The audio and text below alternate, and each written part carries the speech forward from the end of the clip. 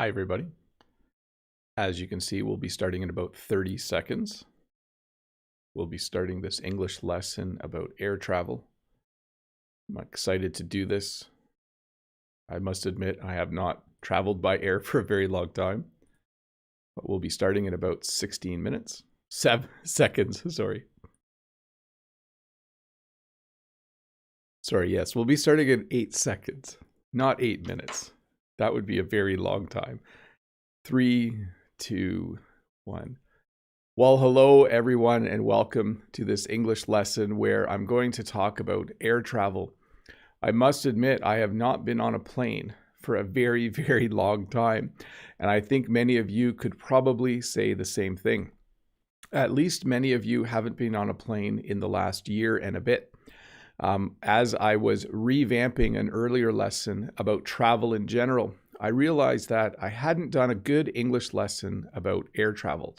So in this English lesson, we'll talk about air travel. Specifically, we'll talk about airports and airplanes and all the things that go along with traveling by air. I was going to mention one other thing. I really wanted to do this lesson as I took an actual trip, but I don't think that's going to be happening for a while. But I do promise you this, I will do another English lesson at the airport and on an airplane when I get the chance in about a year. We'll see how that goes. As it stands, this will have to do for now. Welcome to this English lesson about air travel. Before we get started, I do want to say hi to SEO Woo, Rod the Brazilian English teacher, Brent from American English with this guy, Gaston, Julia, Lolly, Eugene from Etobicoke, Guhan is here as well, Norma and Key Park. I know Julia Olise is here. Let me scroll back. Aid is here, Anuwat is here, Tony is here, Mode Ags is here as well. Rachel Ting, I might have mentioned already. So many members are here and so many other regulars. I saw Talk Italian with Arone is here. And a few others. I know Ario Handayo is here as well. It's good to see all of you here. Let's get this lesson started. Oh, wait, I should tell you once again, if you have a question during the lesson, please use the link that Todd and Dave are sharing to ask your question. Please don't ask it directly in the chat. I'm just going to do a quick audio check. It looks like everything is working the way it's supposed to. So let's get started. Obviously, if you are going to travel by air, you're going to either go by plane or by helicopter. I would think 99% of you would travel by plane. If you were going to make a trip and it required going a long distance, you are most likely going to take a plane. Sometimes we actually say airplane. Generally, though, we just say plane. I don't think very many of us travel by helicopter, although it is another way to do air travel, although I think it's a lot more expensive. I have been on an airplane. I have been on a plane many times in my life, probably about 9 or 10 times. That counts as a lot, doesn't it? I have never been on a helicopter. I don't know what it's like. I would love someday to go in a helicopter and see what it's like. But I have only traveled by plane. Notice I'm flipping a lot of prepositions around there. You travel by plane, but when you're actually on a plane, you use on. I didn't want to accidentally use in. But we can use in when we're boarding the plane. When you board the plane, it's time to go in the plane. I wouldn't say that. I would say on most of the time. And then you travel by helicopter. I've never been on a helicopter. The place where you find airplanes is called the airport. We're going to get some of the basic vocabulary out of the way first. The airport is usually a large place in a large city where airplanes can take off and airplanes can land, and where airplanes can be refueled, and where you can board the airplane and where you can get off of the airplane. So an airport near you probably has a specific name. The closest airport to me is Hamilton International Airport, not Toronto. You might have thought it was Toronto, but it's not. So different countries have different airlines. In Canada, we have a couple of airlines. The most common airline, or probably the biggest airline, is called Air Canada. An airline is a company that owns planes, and they put the name of the company on the side of the plane. You probably have heard of Air France. Maybe you've heard of KLM out of Holland. Maybe you've heard of, I think there's Air India. I think there's Emirates. There are a number of different airlines in the world. Especially if you go to the United States, there are a lot of different airlines in the United States. But an airline is simply the company that owns the planes, and generally each country has its own airlines. Our airline, Air Canada, was actually in trouble this year because of the pandemic. So our government just gave Air Canada billions of dollars so they could not go broke. When a company goes broke, it means they don't have enough money to operate. But Air Canada is good for now because the Canadian government gave them a lot of money. An airplane lands on a runway and takes off from a runway. So if you ever see an airport from the air, you'll see a number of different runways. Large airports have tons of runways, short runways, long runways. Generally, a runway is made out of pavement or concrete. It's a hard surface where an airplane can take off and where an airplane can land. And most runways obviously have numbers, and they have lights along the side so that airplanes can take off and land at night as well. When an airplane is getting ready to take off, it needs to drive from the airport building to the runway. And we actually have a special verb for this. We say it's taxiing. The airplane will taxi along the runway until it gets to the spot where it can line up and it can take off. After an airplane lands, it will also taxi from the end of the runway over to the airport, maybe to the terminal. The airport terminal is where people get on and off of planes, or it might taxi to an airport hangar, which is like a big building where the airplane can go inside and they can do maintenance on it and store the airplane. But anytime an airplane taxis, when you see an airplane taxiing on the runway, that means it is driving on its wheels in order to go to a building or to come from a building to get ready to take off. So once again, when an airplane goes up into the air, we say that it's going to take off. It takes off from the runway and then it's in flight. And then when it's in the air, we have a term called airborne. So when you're on an airplane, you might hear the flight attendant say, please keep your seatbelts on until we're airborne. Or at some point, once we're airborne, we will serve the in-flight meal.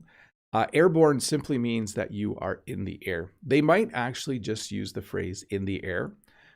Airborne is a little more of a formal term, but it simply means that an airplane is flying.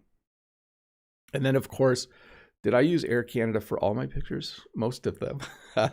Of course, once a flight is over, an airplane will land. They will put the landing gear down and they will land. So I'm using a lot of words that I don't actually have slides for. I do have a lot of slides this morning. So please pay attention as well to the words and phrases I'm using. When an airplane is landing, it will put the landing gear down, so the wheels will go down and the airplane will land on the runway. There's a couple different kinds of flights. There's a lot of different ways to talk about flying or air travel. And one is to say some flights are international and some flights are domestic. So an international flight is a flight that goes from one country to another country. If I fly from here to France, that would be an international flight. When I went to the airport, I would want to go to the area where the international flights both arrive and take off. So the departure and arrivals for international flights. Actually, I would want to go to the departures area for international flights. International flights usually have larger planes. Usually some of the really big airplanes are used for international flights because they want to take as many people as they can. And they're generally flying from large airports to large airports, which allows large airplanes to take off and land. Domestic flights happen within a country. So if I wanted to fly to another province, I could fly from the province of Ontario to the province of Alberta. I would take a domestic flight, okay? I would take a flight that does not leave the country, but simply travels within the country. Domestic flights, these can be large airplanes, but sometimes they are smaller airplanes because they travel between smaller airports. So in Canada, we have a lot of domestic flights and international flights happening at the same time in a normal year. Right now, there aren't a lot of flights happening. There's a lot of cargo jets flying right now, transporting things instead of people, but there's definitely a lot less international and domestic flights. So at the airport, you have the arrivals area, and it will be called the arrivals area. If you were going to the airport to pick someone up, you would go and wait by the arrivals area. You would wait for them to come off the plane and come out of the arrivals area. So when you land at an airport, the first place that you are in when you get off the plane is the arrivals area. And then when you go to the airport, you go to the departures area. So the departures area, let me make this a little bit bigger. You can see it on the sign there. The departures area is the place or the part of the airport you go to when you need to get on an airplane to travel somewhere. And airports are generally split up this way. There's usually international arrivals and departures, domestic arrivals and departures. Some smaller airports combine all of them, but usually at larger airports, they will split those up. So if you have a friend flying in from another part of your own country, you would probably meet them in the domestic arrivals area of the airport. And then, of course, you have arrival time and departure time. These are simply the times when your flight leaves or when your flight when your flight arrives or when your flight leaves. So sometimes when you know someone is coming from far away, they'll say, oh, my arrival time is 4 p.m. Or they might even say, my departure time is 1 p.m. and my arrival time is 4 p.m. I have a 3-hour flight. But you definitely have arrival time and departure time. Hey, let's look at a few questions for this lesson. Let me do an audio check as we get to the questions. And I do want to say hello to the 314 people who are watching. You guys are awesome. Thanks for being here. If you're new here, you should click that red subscribe button. I think you will like the notifications you get. Let me see here. Let me get to the first question here. First question is from Natalia. Bob, when you travel far, how do you answer the stewardess's question, meat or fish? And in general, do Canadian Airlines provide food on board on short flights? So it depends on where you go. Just give me a second here. I got to check something.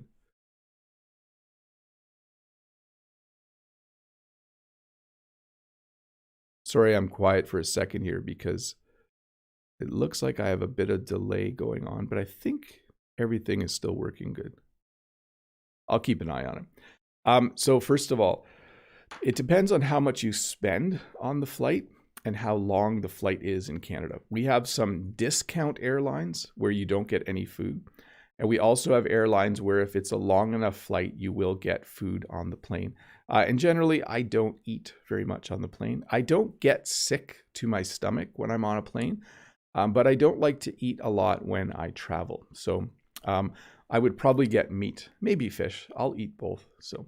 But yeah, in-flight meals, it depends on the airline and how long the trip is.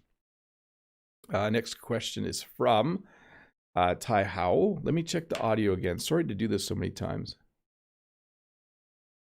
Okay. Key Park in the chat says it's working well. I'm getting my earbuds all tangled up while I'm trying to do this lesson. Let me straighten those out for a sec. There we go. Taiho says, hi, Bob. I have traveled at least 3 times. Very cool. The question, how many times do you travel in your life? Have a great day. So I've been to Washington, D.C., San Diego, South Africa. I went to Washington, D.C. a couple of times. I've been to British Columbia 3 or 4 times. I think I've been on a plane about 10 times. I think that's the grand total. I think that's how many times I have flown in my life. Let's see here. Mode says, hi Mode, by the way. Hi, Mr. Bob. If all options are available to go to your destination, would you prefer to travel by air, land, or sea? Thank you very much. I actually like going on boats. I think if I was in a hurry, I would go by plane. But if I had all the time in the world, I might take a boat. I'm not sure I would go on a cruise ship. That's a good one. Yeah, like I like taking a ferry, like a short boat trip of an hour, but I don't know if I'd want to go on a cruise ship. No, I think I'd go by air. I think that's my final answer, by air.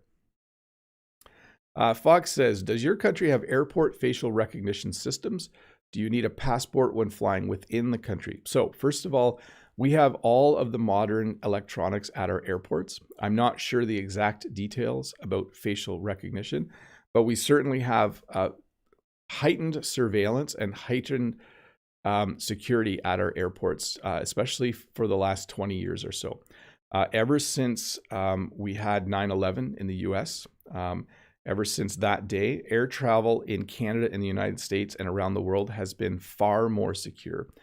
So multiple checkpoints and those kinds of things. When you fly within Canada, you do not need a passport. If I go to the United States, I need a passport for sure, yes. Todd and Dave, can you just let me know in the chat if the audio and video are in sync? I think they are, but on my screen, weird things are happening. Let me get to the next question, though. Next question is from Ruslan. Hi, Teacher Bob. How are you, sir? Do you think it's possible to invent airbags for planes? It would save thousands of lives. I don't know, but I do know they make travel safer and safer all the time. And so my hope would be that air travel is just getting more and more safe. I don't know about airbags or whether that would work in a plane, but certainly it's something to look into, we would say in English. Let's see here. Ahmad says, hi teacher, how long was the longest flight you have ever taken? So I went to South Africa and that had multiple connecting flights. I think we flew to the US and then we flew to Paris and then we flew to Johannesburg. That's the longest I've ever been on a plane, or that's the longest I've ever gone by air travel. Thanks, Dave. And thanks, Todd. Awesome. Let's see here. Next question is from Guhan. Hi, Mr. Bob. How are you doing? Do you have motion sickness during the flight? I have this sickness. A lot of people have this harmless sickness during the flight. Thank you. So I don't get sick. Like I don't get a weird feeling in my head. I don't get sick to my stomach. But like I said, I don't like to eat too much when I fly, because when during the takeoff and landing, it makes my stomach feel a little bit funny. So in order not to get sick, I usually don't eat a lot when I'm flying, just a little bit. Maybe if they're handing out nuts or a snack on the plane, I'll have some of those. Let me just check one thing here. Next question is from Simone. Is the word air hostess still used? So the terms stewardess and steward and air hostess, all of those are kind of older words. When I go on a flight now, it's usually a flight attendant. It's a gender neutral term. So a man or woman, the person who helps you find your seat, the person who maybe brings you food, we just call them flight attendants now. So it's a simpler way to do it, I think, in the end. Let's see here. Yo-Yo says, hi, Teacher Bob. I have no question about air travel. If you have free time, welcome to Taiwan. Wish you a great weekend. I do promise I will someday travel the world. Let's see here. But at this point in time, the problem is I can't travel. And the problem is I'm too busy. The other problem is I don't have enough money. So we'll see. As time goes on, maybe those things will change. Artur says, hi, Bob. What are your ways to overcome jet lag? Thank you in advance. Best wishes from Poland. When I fly to the east, I don't experience very much jet lag. When I fly to the west, I experience really bad jet lag. And I don't know how to overcome it except to try and get back on my normal sleep schedule as fast as possible. I think if I flew to France, which is about 5 or 6 hours difference, I think I would have minimal jet lag. I would simply stay up and then sleep. But when I fly to the west, it's harder for some reason. because you're flying. Yeah, it's a tricky one. I don't know. Maybe I'm getting it wrong. I'm trying to think about flying east to west now. It's been a while since I have gone on a flight. A question from Rod, and we'll get back to the lesson. Hi, Rod. How's it going? Hello, Mr. Bob. I'm curious. Hey, have you ever had any predicament while on a plane? Are you afraid to fly? Please stay safe and have a wonderful Friday. No, Rod, but I did come back from a trip once, and the very next day I had kidney stones. I don't know if you know what kidney stones are. That's when there's a like small thing that forms in your kidneys, and it's very, very painful. And I had kidney stones on both sides of my body after flying. I think the vibrations of the airplane shook the kidney stones loose. That was not good. I ended up going to the hospital for a day. That was many, many years ago, though. Let me do one last audio check, and we'll get back to the lesson. Yes, there we go. I think everything's working good.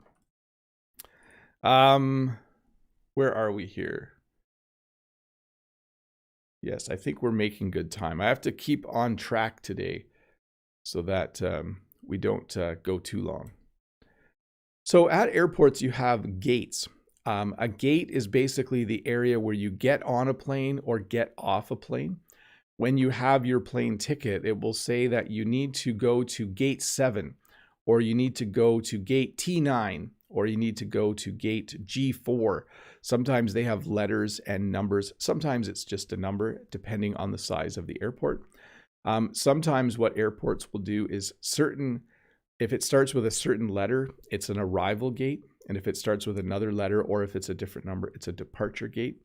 But a gate is basically an area with lots of chairs where you either wait to get on your plane or where you come off your plane. Your flight can be on time, your flight can be delayed, or your flight can be canceled. When your flight is on time, it simply means if your flight is supposed to leave at 1 o'clock, it's going to leave at around 1 o'clock. Nothing's perfect at an airport, but if your flight is on time, it means it will leave on time. Or if you're waiting for someone to come to the airport to land, it means that their flight is on its way and it's going to land on time. If a flight is delayed, obviously it's not on time, but it's still happening. So your flight, instead of leaving at 1, maybe it's going to leave at 2. Maybe there is a 1-hour delay. Or again, if you're waiting for someone at the airport, possibly they're supposed to arrive at 4 p.m. If their flight's delayed, maybe they're arriving at 4:30 or 5 o'clock. This happened a lot last March. Many, many flights were canceled. When a flight is canceled, it's just not happening. This is not a nice thing to see if you are traveling. It's not a nice thing to realize that your flight is canceled, especially if you're really looking forward to going on a trip. In order to get on a plane, obviously you need a ticket. Now, again, we live in a modern world. A lot of the paper aspects of traveling have become digital now. In fact, already the last time that I went on a flight, I didn't have a paper ticket. I just took my phone with me, and my ticket was an e-ticket on my phone. But certainly you can still have paper tickets. That's common as well. But you do need to buy a ticket. You do need to book a flight if you want to go somewhere. So definitely you need to have a ticket. When you get to the airport, if you are going on a trip, you need to go to the check-in. You need to check your baggage. That means you need to give them your suitcases. Generally at the airport, there's 2 types of check-in now. For a lot of flights, you can check in at a machine where you simply enter your information and you check in. And then you can check in with a person as well. I think most airports still have both, although this to me seems a lot more popular now for people to check in using this machine. You will get a luggage tag. So YYZ, we say Z in Canada, is the airport code for Toronto International Airport, Pearson International Airport. You need to put tags on your luggage so that you know, so that people know where your luggage needs to go to. Hopefully that makes sense. But every suitcase needs a luggage tag or baggage tag. We use a bunch of different names for it. Luggage tag, baggage tag, both of those work. Let's see here. Boarding pass. So a ticket and a boarding pass are kind of different, although they're merging a little bit into the same thing when you go digital. But certainly if you book a flight, you have a plane ticket. But in order to get on the plane, you need a boarding pass. Sometimes when you go to the airport, you show your ticket, your paper ticket or e-ticket, and they give you a boarding pass, or it converts to a boarding pass. And that will tell you where on the plane you're actually sitting. So this tells you your flight number. It tells you what row you're in and what seat number you're in. So your boarding pass is like the same as a ticket, but it comes after the ticket. Hopefully that makes sense. Again, in our current digital world, it doesn't all work the same way anymore. It used to be a paper ticket and a paper boarding pass. And for some flights, it might still be that way. For some flights, you might have an e-ticket and an e-boarding pass on your phone. When you get on a plane, you board a plane. Now, I must say, in Canada, we rarely get on a plane this way. Okay, so these people are on a set of stairs and they're climbing up onto a plane. Because we have winter in Canada and it's very, very cold, most of our airports just have a tunnel that you go through to get on the plane. Although some of our airports are smaller airports, you would still get on a plane this way. But when you get on a plane, we say that you are boarding, okay? When you're at the gate, they might say, we're going to board rows F through Z. So if you have a ticket for rows F through Z or a boarding pass, please report. So when you board the plane, you are getting on the plane. I see Rod in the chat say, how I miss traveling. Yeah, this is the lesson about how we all miss traveling. It's kind of sad.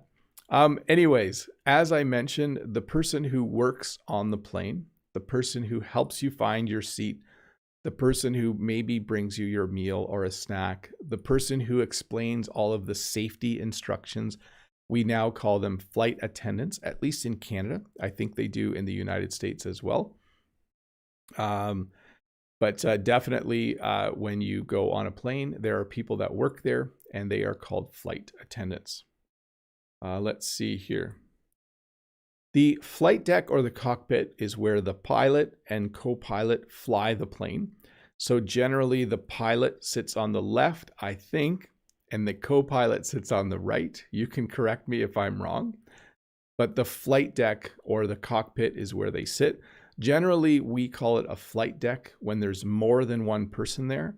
And if the airplane only has a seat for the pilot, a smaller plane, we would call it a cockpit. But most English speakers use both terms interchangeably, okay? Sometimes you'll hear that a little kid got to visit the cockpit of the plane. Although as we have heightened security on flights now, it's usually pretty rare for people to see the flight deck or to get a visit to the cockpit. I think that's all things we used to do that we don't do anymore. So pilot flies the plane. Co-pilot also flies the plane, but also helps fly the plane. So most of the time the pilot is flying. Sometimes the co-pilot will fly for a bit. Honestly, I don't know a lot about what they do other than they take off and they land the plane. I do also know, though, that my cousin is married to an Air Canada pilot. That must be pretty cool because they get to travel for free, I think. Anyways, if you are on a plane, if you are not a flight attendant, if you are not a pilot or co-pilot, you are most likely a passenger. So the general term for people who travel by air are air passengers. You are a passenger on a plane. You will be referred to as a passenger. So they'll make announcements like, passengers for flight C400, please report to gate 6. Passengers for flight C400 may begin boarding. So you have to listen for that word if you are traveling. You are a passenger. Let me double check where I am. We're doing good. When you arrive at an airport, you will most likely go to customs. If you have arrived in a different country, they will ask if you have anything to declare, if you are bringing anything in. When I returned to Canada from other countries, I needed to go through customs as well. And the Canadian workers would ask me, the customs officials would ask me if I was bringing anything into Canada. But customs is where you go after an international flight. And then you also need to go to baggage claim. So there will be a carousel.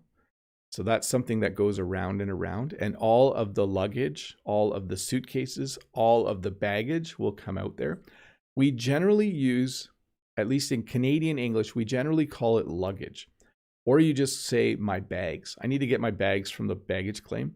We do call it the baggage claim though. We don't call it the luggage claim or the suitcase claim. So sometimes you'll hear people say, yeah, I'm landing at 4. I'm just going to grab my bags from the baggage claim. I'll meet you outside, or I'll take a taxi, or I'll take an Uber. So there's a couple kinds of trips as well. There's a round trip where you buy a ticket to go to a country, and it includes a return ticket. So it allows you to go there and come back. You've paid for both flights. But there's also what's called a one-way ticket. So that just takes you there and you don't have a ticket home.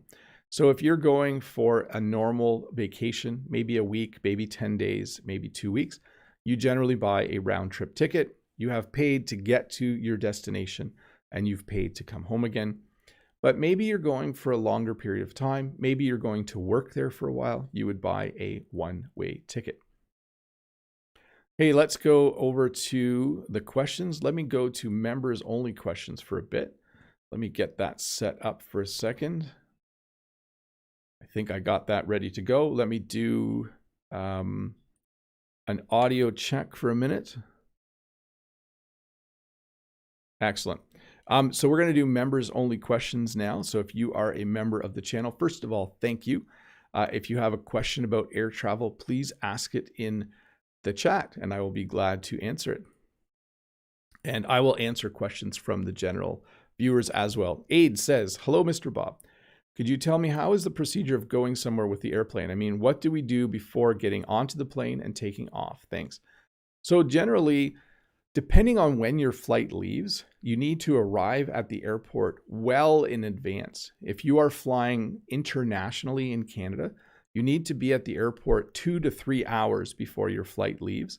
If you are flying domestically, it's usually 30 minutes. That's too close, but it's usually an hour beforehand. Times change depending on different airports.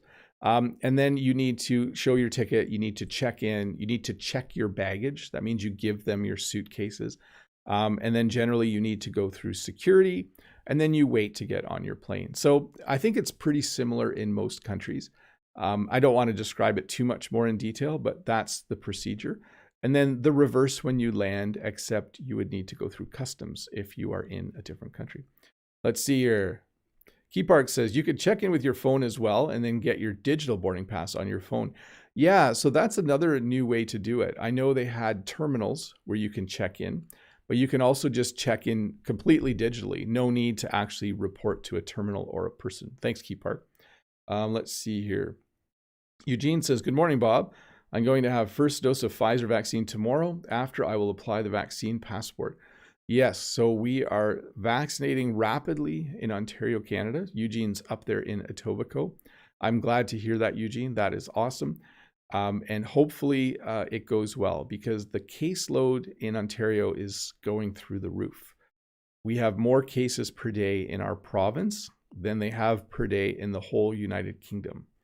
We're in a third wave here and it's not good. Everything is closed down. Maria says, my dad must have flown like 100 times international and domestic flights. That reminds me, I forgot to make a slide for frequent flyer. Frequent flyers get points and sometimes they can travel for free. Natalia, hello, Bob. I'm glad to see you. No question today. Wish you a great day. You too, Natalia. Thank you. Anuat says, do you have another word for aisle seat? Sometimes a flight attendant didn't understand me when I asked for an aisle seat. Thanks. No, I call it the aisle seat. Yes. And I think I have a slide for that coming up. Aisle seat, window seat, middle seat. Definitely call it an aisle seat. It is a hard word to say though, aisle. Seo Wu, hi Bob, I'm happy to see you. Thanks, Seo Wu. I'm happy to see you too. Naomi says, hi teacher Bob. How long was the longest flight for you? Thanks in advance. The flight from Paris to Johannesburg, South Africa is the longest flight I've ever been on. I think it was 10 hours. I can't remember though. I might be wrong, but it was very long. Actually, I think Dave the Canadian's done some traveling. I think he flew that same route. Actually, I think he flew from a different country to Johannesburg. But how long was that flight, Dave, if you remember and want to share? Gaston, hi, Teacher Bob. Is it cheap to fly in Canada? It is right now, but normally no. But airlines really discounted their flights because they really want customers right now. Rod says, the worst part is when your luggage is missing and you don't find them on the carousel. Yes. One flight I went on when I landed, my luggage was the last one to come out. I waited and waited, and then finally it came out. Aid says, I see, thanks, Mr. Bob, no problem. Maria says, hi, Bob. Requirements at Canadian airports are as strict as they are in the United States, especially for South American people like me. Haha. Yes. It used to be a lot more open, but security at our airports is very, very strict now. Definitely. Definitely very strict. Guhan Zone says, Mr. Bob, are you vaccinated? What kind of vaccine are they shooting? I got vaccinated this week. My shoulder still hurts. We are using I got the Pfizer vaccine. We're using Pfizer, Moderna, and AstraZeneca right now in Canada. But we don't have very many people vaccinated. I got vaccinated because I'm a teacher. I got priority, so I'm happy about that. Let's see. Modag says he was at the airport waiting for boarding. A few little figures came into his sight, looming in front of the gate. He cried, knowing his whole plan to relax and sleep aboard had already been ruined. Children on flights can sometimes be loud. We took our oldest son on a flight once, and he wasn't very happy, and I felt bad for all the people around us. Modags, do you use the carousel for merry-go-round as well? Yes, we do. And do you in Canada follow the American or British spelling when conjugating travel? We use both. So sometimes we say traveling with one L or traveling with two L's. Aid says, well, in my opinion, Mr. Bob should make a video about his flight someday if he got a chance. I would love to do that. It would be fun to go on a trip and to make an English lesson while I go on the trip. We'll see. Eugene, I'm a member of Aeroplan from Air Canada. I can get 2 tickets for free travel around the world. Yeah, so you can get air miles. Okay, so there's travel rewards points, and you can show those cards every time you go on a flight. Let's see here. Next question from Natu from the viewers. Hello, Bob. Delighted to chat with you from Cambodia. Oh, awesome. Do you have any idea when the flight traffic might work normally? I don't know. I know as more and more people get vaccinated, air travel will start to increase, but I don't know when it will go back to normal. Next question is from Dimitri. Hello, Honorable Mr. Bob. How's it going? No questions. Just want to say I appreciate your efforts. By the way, I'd like to say hello to Todd and Dave. They are cool moderators. They are very nice and very helpful. Let's see here. Slava says, in Aeroflot airline, you get some wine with lunch. Yes, on Air France, you get wine. I guess on Aeroflot, you do as well. On Air Canada, I think it depends on how much you paid for your ticket. Guhan says, hi, Mr. Bob. Just saw at the YouTube that vaccinated people also get COVID, but there is a benefit. Yes, I do hear that after 10 to 14 days, it doesn't mean you're totally protected, but it might mean if you still get COVID, it might not be as severe. Eugene says, good morning, Bob. I traveled around 40 different countries by air travel. Very cool, Eugene. I plan to try parachuting from air travel this summer in Northern Ontario. You're going to jump out of a plane. Eugene, let me know how it goes. I don't think I could do that. I'm scared. Back to the chat. Mode Ag says, thank you, Mr. Bob. Have a nice day. I will definitely have a nice day. Let's see here. Cecilia says, hello, Bob. Is it common for flight attendants who work for Air Canada to be on call? Is it the same as being on reserve? So I don't know a lot about the air travel world and working in it. What I do know is right now, a lot of flight attendants are on call because they're not sure when they're going to fly. So here's the difference for those of you who are wondering. When you work a certain number of hours a week, like 40 hours a week, you're full time. But when you're on call, it means you have to be ready to go to work if they phone you. So right now, some flight attendants might be on call because there aren't a lot of flights. They might get a call saying, hey, we have 2 flights today. One's leaving at 3 o'clock this afternoon. Can you work? And you would respond and say yes. But we wouldn't use on reserve. We would say on call. Cecilia, that would be the word we use. Let's see here. Next question from Fyodor.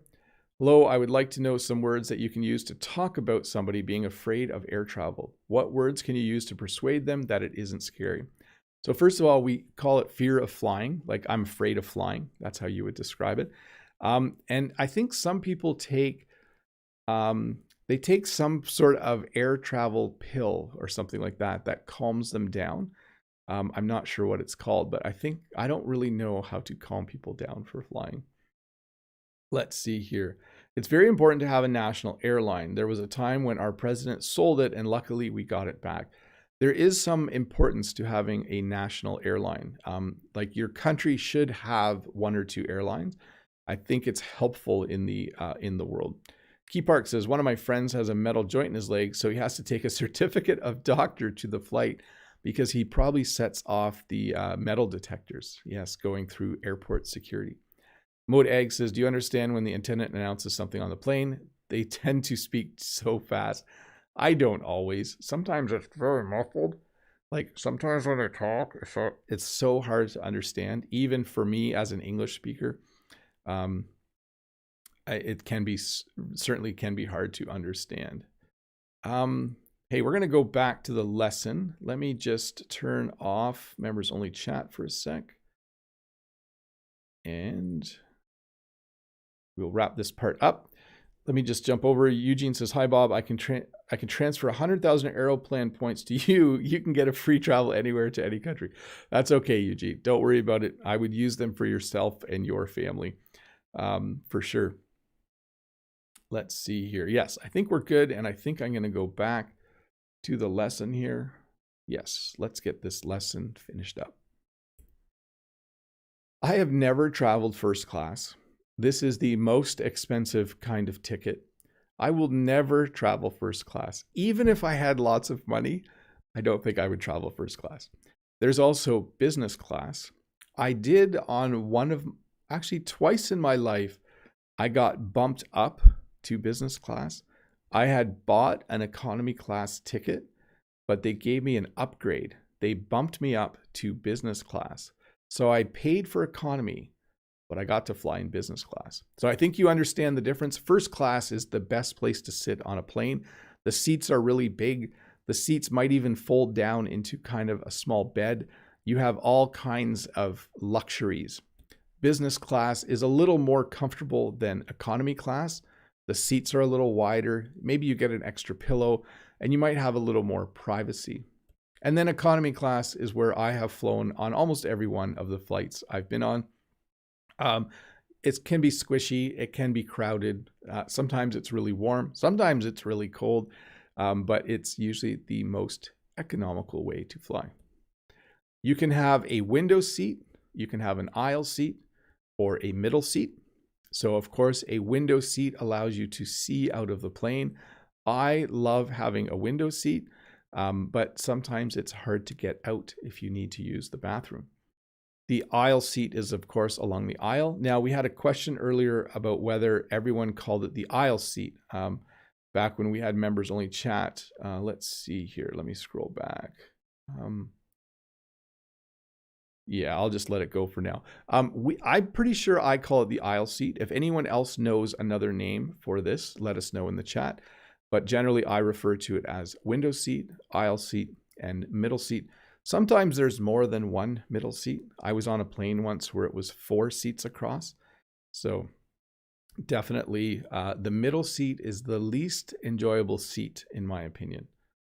With the aisle seat, you have more leg room sometimes because you can stick one leg out into the aisle. But leg room refers to the amount of space that you have for your legs. On some airplanes, there's not very much leg room. On other airplanes, the seats are further apart and you have more leg room. When you fly on a discount airline, That's the really cheap airline. We call them discount airlines. You don't have a lot of legroom. They put as many seats in the plane as they can. There is an overhead compartment where you can put your carry-on. So the overhead compartment, let me make this a bit bigger. The overhead compartment is where you can store a small bag. Maybe you've brought a backpack. Maybe you've brought a piece of carry-on luggage. We actually just call this a carry-on. We've made this a noun as well as an adjective. So you can call this a carry-on bag. You can call this carry-on luggage, or you can just call it a carry-on. We've made it a noun. We've nounified it. I don't know if that's a word, but we made it a noun. So you check in and you give them your larger suitcases at the baggage check-in. But you can take usually one bag on the airplane with you, depending on the flight. And it must be a certain size. It can't be bigger than a certain size. And we call this your carry-on.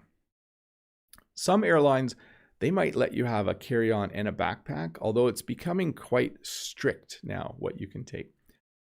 You might have an in-flight meal. We also just call this airplane food, but or we might just call it a meal. But if your flight is long enough, at a certain point during the flight, they might serve you an in-flight meal. When you get off the plane, though, people will just call it airplane food. They'll say, how was the airplane food? Was the airplane food any good? Did you get a meal? Was the airplane food any good? So in-flight meal is the formal term. And then sometimes we just call it airplane food. I've had both good and bad airplane food. By the way, when I went to South Africa, I flew Air France, and I had an amazing meal on the Air France flight. So if you're from France, Air France, that was a good airline. For some reason, there's still a no smoking sign or a no smoking light. I don't know why. We haven't been allowed to smoke on planes probably for 20 or 30 years, but there is still a no smoking sign, and there is a fasten seatbelt sign, which is interesting as well, because most of the time they recommend that you wear your seatbelt almost all the time on a flight, especially if there's going to be turbulence. But if you look up, there's usually a no smoking sign, which is always on because you can't smoke. And then there will be a fasten seatbelt sign. And the seatbelt on an airplane, of course, looks like this. It looks a little different than a car seatbelt. Our car seatbelts have a different buckle. But you might hear the flight attendant say, please fasten your seatbelts. They might say, please buckle your seatbelts. That's a little more rare. But between passengers, you might hear people say, hey, it's time to buckle up. If you hear someone say it's time to buckle up, it means that you need to put your seatbelt on. Let's see here. You want to wear your seatbelt, especially if there's turbulence. Turbulence is when the airplane goes up and down really quickly or just shakes. I have been on a couple of flights where there was really bad turbulence. That is not fun when there's a lot of turbulence. It can be a little bit scary when there's a lot of turbulence. I definitely wear my seatbelt when there's turbulence. And I'm pretty sure the last flight I was on, they wanted us to wear our seatbelts the whole time. I haven't traveled for a while. So if you have traveled a lot more recently, let me know in the chat if you're required to wear your seatbelt all the time. I think you are now. So we have two names for the little bag. It's called an air sickness bag. So if you feel sick and you need to throw up, the other word is vomit, you use the air sickness bag. But the general term for it, we just call it a barf bag. In English, when you say someone barfed, it means they were sick to their stomach and all of their food came out of their mouth. They threw up, they vomited. On an airplane, sometimes people get sick and they might need to use the air sickness bag. And then the general informal term for it, we just call it a barf bag. I don't know, for some reason that makes me laugh. You might have a direct flight. Now, interestingly enough, a direct flight does land. So if I take a direct flight from here to Sao Paulo, okay, it probably will still land in Florida. It'll probably still land once, but I will stay on the same plane for the whole trip, which is different than a non-stop flight. A non-stop flight, the plane takes off. Oh, Just 1 second here. I think it's still kind of working. Give me 1 sec here. I think I froze for a bit.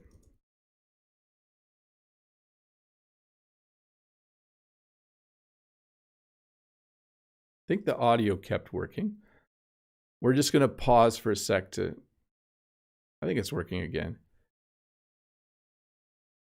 Yeah, I think we're good. I think everything's working again. I'm having some weird things happen on my end, but I think everything's still working. If Todd and Dave can let me know in the chat if everything's working good again. So direct flight, it can land once or twice, but you stay on the plane the whole time. It might need to land to refuel. And then a non-stop flight takes off and it lands at your destination. No stops along the way. You might have a connecting flight.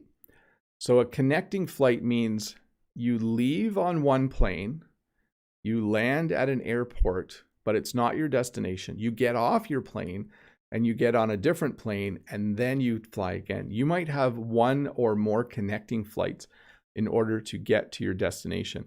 I once flew from British Columbia and we had 3 connecting flights.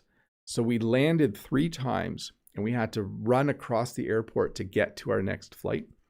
And I also went on a trip once where we landed at O'Hare in Chicago and our connecting flight was all the way on the other side of the airport. And we had to run the whole way across the airport to get to our connecting flight. Let's see here. And then you might have a layover. A layover might be a couple hours. A layover might be all night. But a layover is when your connecting flight doesn't leave right away. So you land at an airport and you might have a 3-hour layover. You might have a 4-hour layover, which means you just need to, you'll be at the airport for a few hours while you're waiting for your next flight to leave. Let me just see here where we're at. I think we are going to answer questions. Let me just double check to make sure. We had a little bit of a weird video hiccup there. My camera actually reset right in the middle of the lesson. But that's okay. Hey, we're done the formal part of the lesson. I'm going to spend a bit of time answering a few questions. Let me get the questions up on screen. I think I just have a few to answer. Magda says, hi, Bob. Do you agree that there are too many low-cost companies nowadays and they do focus on quantity rather than quality? Well, this is what I know, Magda. Many of the discount and low-cost companies are having a hard time surviving this past year. So we will have to see what the face of air travel looks like in the future. In English, when you say that, it means, you know, air travel might look different in a little while because so many, same with the cruise ship industry, it will look a lot different. Katerina says, hello, dear teacher Bob. Have you ever seen the film The Terminal with Tom Hanks? Sunny Weekend. It is a cool and funny movie. By the way, the Terminal with Tom Hanks is about someone who gets stuck at an airport. He can't get back on a plane, but he can't enter the country that he's landed in. So he lives at the airport for a while. It's a really long layover. Let's see here. Nash says, I got a meme like this. Useless things in 2020, a passport. So having a passport has certainly not been useful this past year. I think my passport actually expired this past year because I haven't traveled anywhere, so I didn't think about renewing it. So I should make sure I do that so that once this is all over, I can start traveling again. Let's see here. Yusuf says, hi, teacher Bob. My question is the word tarmac used in Canada? Yes. So we refer to all of anything outside the airport terminal that's not runway, but is paved or concrete. We would refer to it as the tarmac.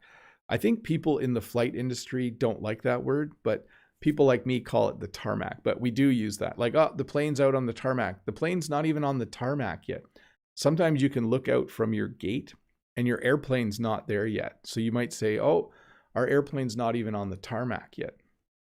So basically means your airplane is not there. But anyways, the tarmac is the ground outside of the airport. Let's see here. Next question. Oh, this question is from Janet. Sorry, Janet, it kind of moved on me. Let me fix that for a sec. I know how to do that. Janet says, hi, Teacher Bob. I have traveled with Air Canada before and I still have their blanket. By the way, I really like your videos. Thanks for teaching. Have a great day. Well, thanks, Janet. Cool that you've traveled Air Canada before. I think I've only been on Air Canada once or twice in my life, but it's definitely a nice airline. I think most countries have one or two nice airlines, unless you're the United States, in which case you have many, many nice airlines, and some other larger countries as well. Hey folks, that was a lesson on air travel. We're done a little bit early, but that was the very last question. Let me just double check. Yes, it was the very last question. I hope you were able to learn a little bit more. Just a couple things before I go. There is a live question and answer lesson tomorrow at 11 a.m. Eastern Standard Time. I do want to thank Dave and Todd for moderating the chat. And this video, this lesson itself, will be out again in a couple days, a shortened version. I will edit out all of the user questions and I'll make it just a pure English lesson on air travel. And it will have word for word, well, it will have automatic English subtitles. So if you do need to watch parts of it once or twice, if you didn't understand what I was saying. Anyways, other than that, thank you so much to all of you for being here. Thanks to Guhan, thanks to Guhan Zone, Key Park. I see Ade Gyan is here. I see Evelyn Roncanto, Stephanie ST, Denise is here, Grace Chin, Hiroyuki. Let me scroll back. I see Key Park, Mode Eggs is here, Maria C. Roskler is here, very cool. I know that Lolly Lolly and Julia Olise and Rachel Ting and Slava and Anita are all here as well. Sita is here. By the way, thanks for the comments on the short English lesson the other day. Lolly Lolly's giving a thumbs up for Air France. Yes, very nice. Anyways, thank you to all of you for being here. Thanks for learning a little bit more English. I will see you tomorrow at the live Q&A lesson, and I'll see you on Tuesday with another English lesson. Have a good weekend. Have a good day. Bye.